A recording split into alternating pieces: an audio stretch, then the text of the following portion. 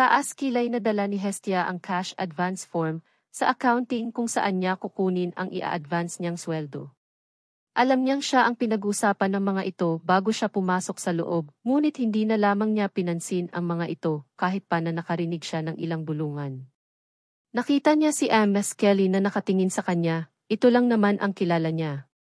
Dumaan siya sa harap nito at inabot mismo kay Kelly ang form. Pansin niya na namumugto ang mata nito sa hindi malaman na dahilan. Ms. Kelly, sa'yo ko raw ito iabot, tanong niya.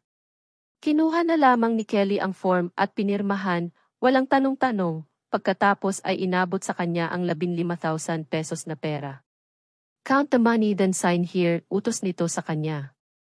Ginawa niya iyon at ibinalik ang pinapirma nito na logbook. Thank you. Ganitong form. Saan ko na ibibigay? Padala na lang sa HR kay Ms. Sandra. Ibigay mo na lang doon iyon. Automatic naman iyan ikakaltas, blankong sabi nito pagkatapos ay nagsuot ng shades at inilubog ang sarili sa upuan na para bang wala na itong gagawing trabaho ngayong araw. Hindi na siya nagtanong kung anong nangyari rito. Nais niyang sundin ang inutos ng boss niya na huwag magtiwala. At matapos ang ginawa sa kanya ni Sandra ay talagang nadala na siya at wala rin talagang nais na pagkatiwalaan pa. Speaking of Sandra, kailangan niya pa rin pala itong harapin upang iabot ang form. Taas noo siyang pumunta sa may HR at iniabot ang form kay Sandra na nakakunot ang noo nang makita siya. In your face, Sandra. In your face. Napangiti siya habang nakatingin kay Sandra na nagtataka sa pirmadong form niya. Pinirmahan niya. Bakit, tanong ni Sandra sa kanya? At aba, ang kapal naman ng mukha nito na magtanong. So talagang inaasahan ito na hindi iyon i-approve ni Boss Reven. Alam niya ba na mapapahiya ako? Aaminin niya, hindi niya rin alam ang dahilan ng Sir Reven niya kung bakit nito pinirmahan ang form dahil alam naman niyang kakapalan ng mukha na mag-cash advance siya sa unang araw niya sa trabaho. Pero hindi na importante iyon. Ang importante ngayon ay nasa kanya na ang pera na kailangan niya at dapat na matuwa siya. At maipamukha niya sa Sandra na ito na hindi ito nagtagumpay sa nais nitong pahiyain siya sa kanyang boss. Kasi pinirmahan niya. Bakit? May problema ba? Pabalang nasabi niya at tumalikod para umalis na sana, ngunit narinig niya na nagsalita ito. Legit ba itong pirma niya? Baka naman dinaya mo lang. Ginaya ang pirma ni Sir Raven para naman ay makakuha ka ng pera, nakangisipan na sabi nito sa kanya. Tila nagpanting ang tainga ni Hestia sa sinabi nito. But she kept it cool and walked towards Sandra. Yup.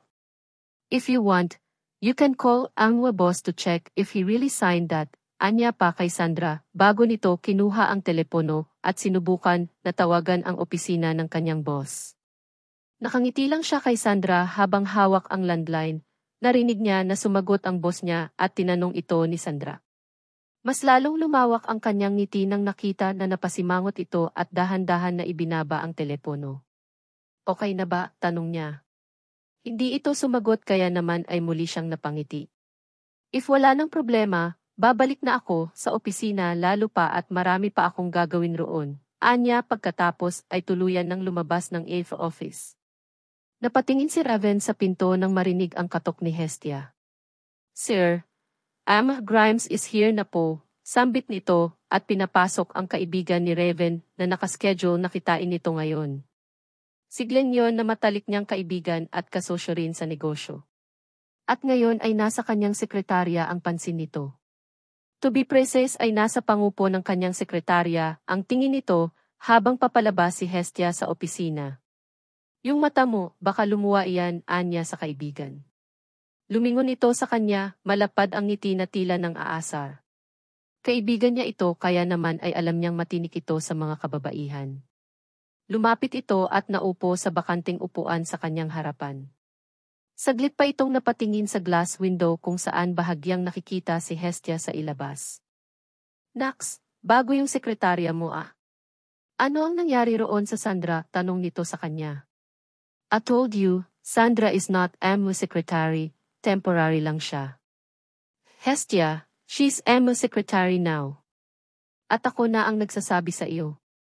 Hindi mo siya pwedeng tuhugin, paalala niya sa kaibigan kaya naman ay napahagalpak ang tawa nito. Bakit? Dahil may plano kang tuhugin siya. Nax, so nagka-interes ka rin sa sekretarya ngayon. Sa wakas, pang-aasar nito sa kanya, at alam niya na simula sa ngayon ay hindi na siya tatantanan nito na asarin kay Hestia. Napangisi si Raven at umiling, gago hindi. Wala akong planong ganoon. She's just Emmy's secretary, iyon lang. Walang mali siya at pagnanasa. Hindi kagaya mo na lahat ng sekretarya mo ay natuhog mo na. Tumango ito, tila hindi itinatanggi ang sinabi ni Raven patungkol sa kanya. Grabe ka, pero hindi ko itatanggi. Napatingin ulit ito sa labas, kay Hestia na mukhang may kausap sa telepono. But she's cute. Beautiful, sexy. But her clothes is not revealing. Pero hindi talaga maitatago ang magandang figura kahit balot pa. Gago, manyak ka lang. May X-ray vision kasi iyang mga mata mo pagdating sa mga babae, anya, at napatingin muli sa kanyang laptop. Let me know kung wala ka talagang balak na tuhugin siya. Malay mo, siya na ang makapagpabago sa akin, sabi pa ni Glenn, kaya napailing na lamang siya. Napatingin si Hestia sa loob ng opisina ng kanyang boss. May kausap ito na isang lalaki na malamang ay kaibigan ito at mukhang matatagalan pa bago matapos ang pag-uusapan nila, kaya naman ay naisipan niyang tawagan na ang kanyang inay. Hello, Nay. Naipadala ko na po yung pera, kunin niyo na lang po sa remittance center. Na-text ko na rin po yung details, anya sa ina na kausap niya ngayon sa telepono. Mabuti naman kung ganun. Tamang-tama at kailangan na rin talaga namin ng tatay mo na magbayad sa utang. Naniningil na si Aling Mirna. Saka kailangan na rin namin mag-grocery at wala ng pagkain, sagot nito sa kanya, kaya naman ay napangiti siya. Pupunta na ako sa remittance center ngayon din para didiretso na rin ako sa grocery. Rinig niya pa nakausap nito ang kanyang tatay na mukhang sumaya rin dahil sa perang pinadala niya. Nay, pakitipid lang po sana, Nay. Cash advance lang po kasi iyan eh. Ikakaltas din po yan sa sweldo ko sa Akins, kaya baka po, hindi po ganoon kalaki ang ipadala ko sa Akins. Aba! Bakit titipirin? Sigaw nito sa kabilang linya, kaya nailayo niya ang telepono saglit sa kanyang tainga, pagkatapos ay ibinalik rin, upang mapakinggan ang sasabihin nito.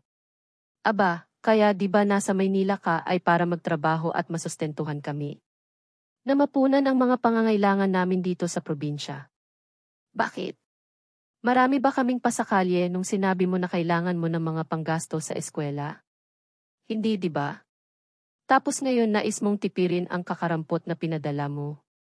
Kulang na kulang pa ito sa mga nagastos namin ng tatay mo sa pagpapaaral sa iyo. Napabuntong hininga si Hestia. Alam ko po, Nay. Pero po kasi kakaumpisa ko lang po sa trabaho at maswerte lang po talaga na pinayagan ako na mag-cash advance. Iyang pera po na iyan ikakaltas din po sa sweldo ko kaya kalahati lang po ang makukuha ko. Saka hindi po ganoon kalakihan ang sweldo ko, lalo pa at may mga gastusin din po ako rito, paliwanag niya. Pero kagaya ng kanyang pagkakakilala sa kanyang inay ay hindi ito madadaan sa ganitong pakiusap. Sus Mariosep, kami ngayon ang mag-a-adjust niyan. Gawan mo ng paraan. Alangan naman na kami pa ang magdusa. Mababa lang pala ang sweldo mo dyan sa kumpanyang pinasukan mo. Bakit pinatos mo yan? Graduate ka ng kolehiyo, bakit hindi pang managerial position ang kinuha mo? Iyon malaki ang sweldo. Nay, hindi po ganoon iyon kadali. Kung pwede lang po sana nga Nay, naiiyak niya ng sabi. Pero matigas talaga ang kanyang nanay. Hindi naiintindihan ng mga magulang niya ang kanyang sitwasyon rito sa Maynila. Iba ang pananaw ng mga tao sa probinsya sa buhay na mayroon sa Maynila. Iniisip nila na porkit nasa Maynila ay maginhawa na ang buhay at limpak-limpak ang salapi na kinikita. Ngunit iyon ang kabaliktaran. At alam niya na kahit anong paliwanag ang gawin niya ay hindi makikinig ang kanyang mga magulang, lalo pa ang kanyang nanay. Lalo pa ang nasa isip nito na ngayong may trabaho na siya ay dapat simulan na niya ang kanyang responsibilidad bilang panganay sa pamilya. Kung ganyan lang din naman pala, edi umalis ka na dyan sa trabaho mo at maghanap ng trabaho na mas malaki ang sweldo para hindi mo kami tinitipid, sigaw nito pagkatapos ay ibinaba ang telepono. Napabuntong hininga na lamang si Hestia. Nasolusyonan na ang problema niya sa paghahanap ng trabaho. At ngayon na may trabaho na siya ay mukhang hindi pa rin ito sasapat para sa kanya at sa pamilya. Kailangan niyang makahanap ng mga gagawing raket. Pandagdag sa kita niya. Sana lang talaga ay hindi magkaroon ng conflict yon sa kanyang trabaho rito. Sir, coffee mo po. Sambit ni Hestia pagkatapos ay ibinaba ang tasa ng kape sa mesa ni Reven. Napatingin ito sa kanya at pati sa kape na dala niya. Sa iyo na lang iyan.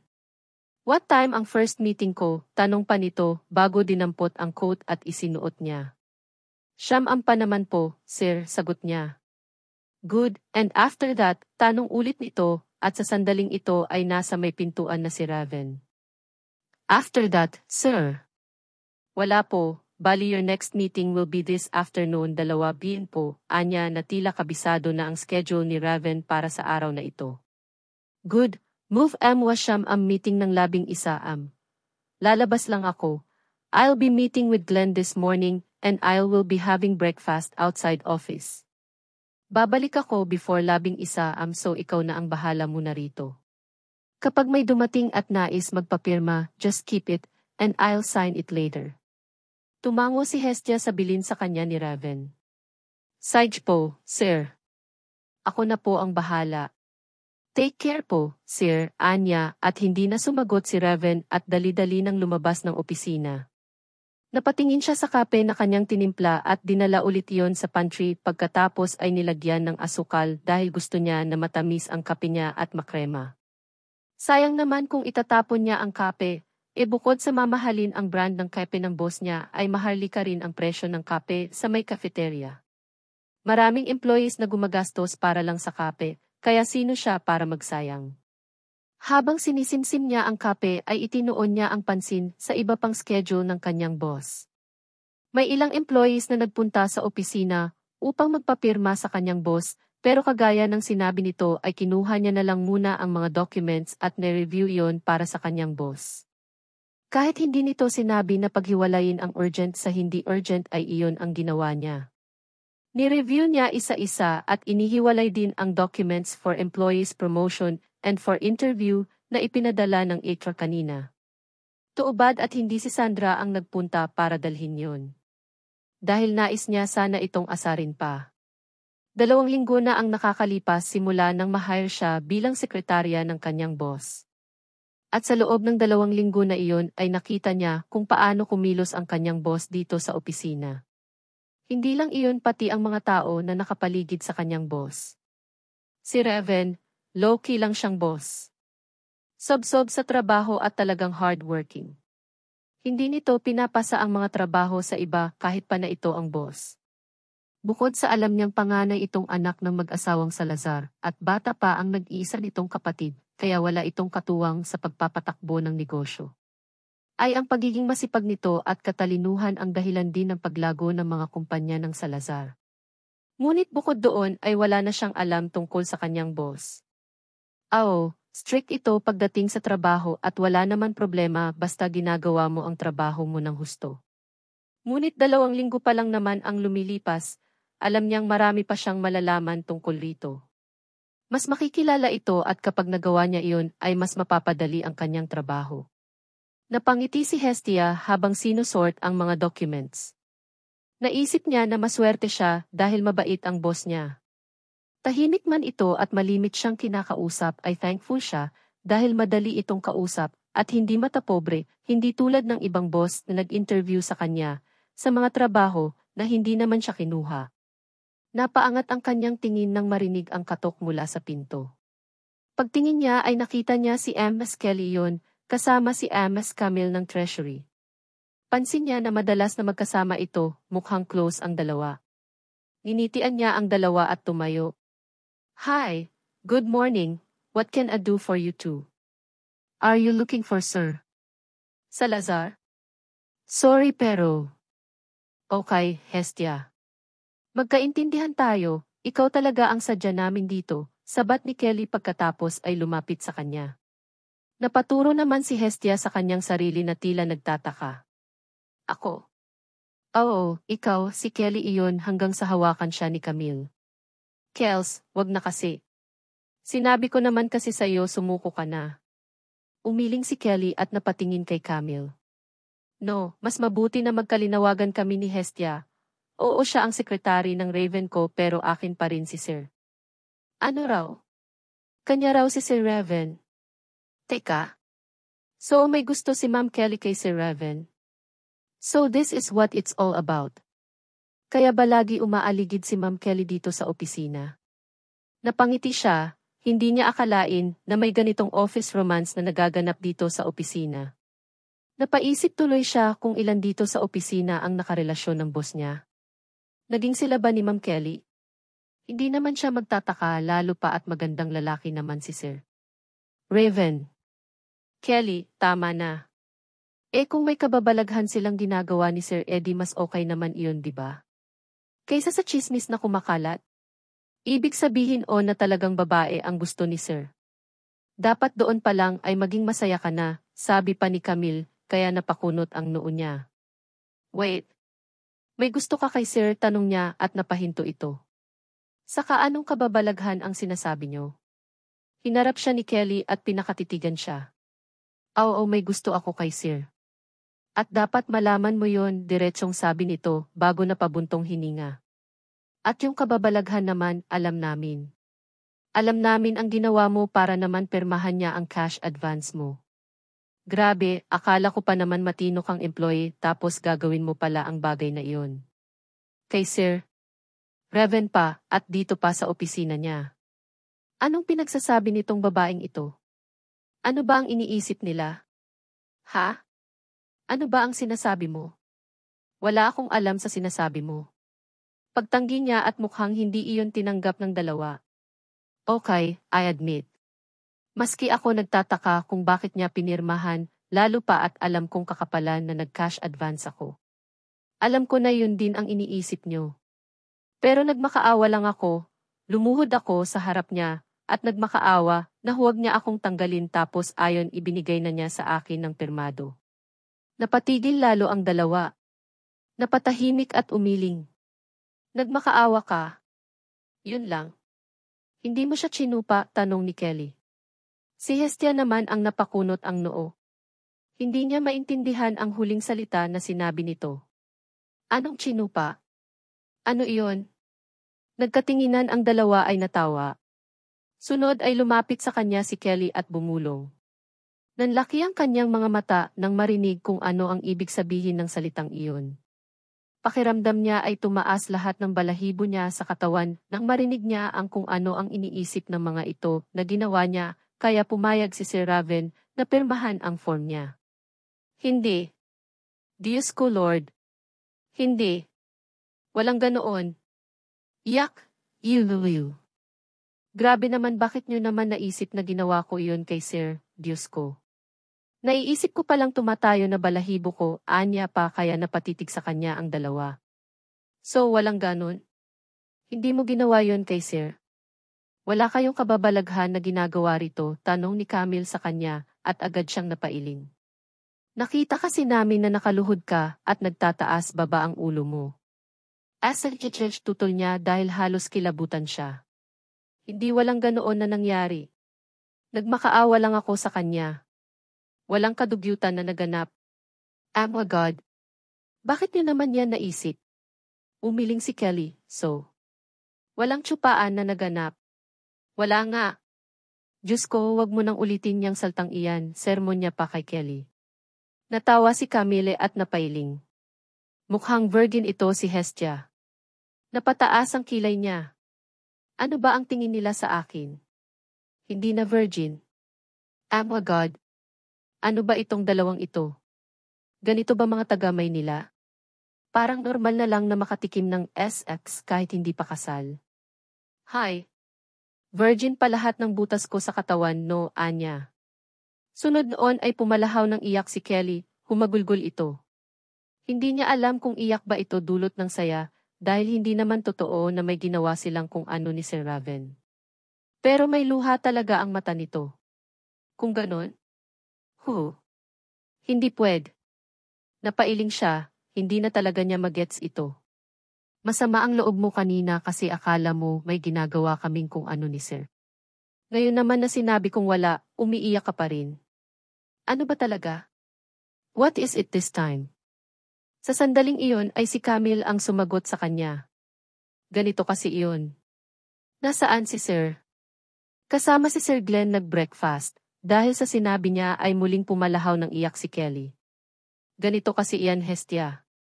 Dito kasi sa company, usap-usapan na may relasyon si Sir Raven at Sir Glenn. And nung akala namin na pinatos ka ni Sir at Chino, napatigil ito sa pag-mention ng salitang iyon dahil pinigilan niya ito. Ayon, nung akala namin na ginawa niyo iyon ay nasaktan si Kelly, but doing that also, kahit papaano ay umasa siya na magkakagusto sa babae si Sir Raven. Pero sabi mo nga, hindi niyo ginawa so that's mean na wala ng pag-asa. Nabakla talaga si Sir Raven. Napaawang ang kanyang bibig at hindi makapaniwala sa sinabi ng dalawa. Dahil sa 2 linggo na pamamalagi niya rito ay hindi sumagi iyon sa isip niya. Teka, anong sabi niyo? Bakla si Sir Raven?